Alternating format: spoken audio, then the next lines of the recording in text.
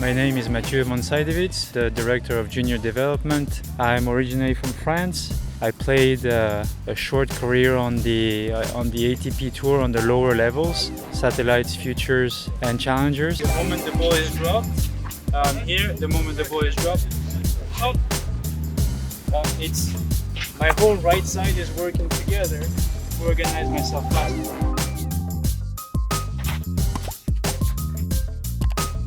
What's important when you're looking for a coach for your son, for your daughter, you have to learn what kind of philosophy the place or the academy or the club has as far as coaching. And then you start looking specifically for coaches that are going to be able to really connect with the game of your children. You have all sorts of different coaches that can be good in certain situations, but not so good in others. You find a coach, for example, if you have a coach who is specialized in high-level ATP, WTA players, he may not be the best coach for a child who's just starting to play. Now, you have a coach who is very good with young players. I'm really going through the basics here. If the player is just beginning, this coach, who is good with young players, may be very adequate.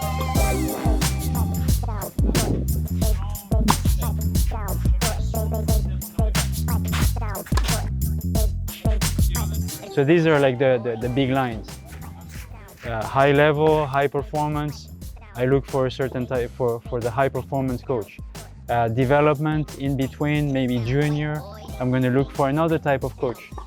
Green dots, red dot balls, introduction to tennis. I'm looking for another type. It's very rare that you will find one coach that knows all the stages.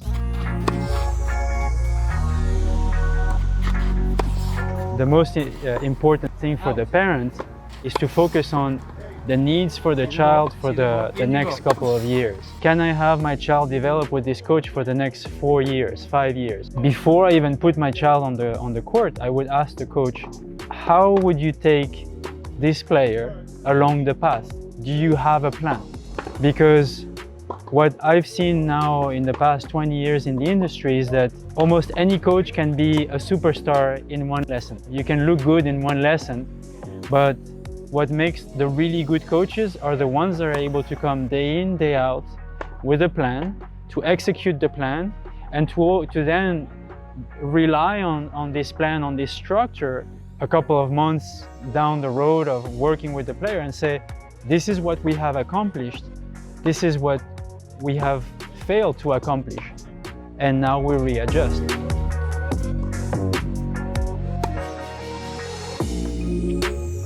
You have to be able to see if your player is able to do a lot of training, a lot of hours, and assimilate a lot of information. Or if they're more the type of player who needs very short, very intense, with very little information. Those are very important things to look into the player, but this is something that we also need to look from the coach. What I've found, over the years is that the best coaches are not the ones that know everything. They're the ones that know what the player needs. If you know exactly what the player needs and you're able to explain it almost as if you were into his shoes, then the player can make tremendous progress.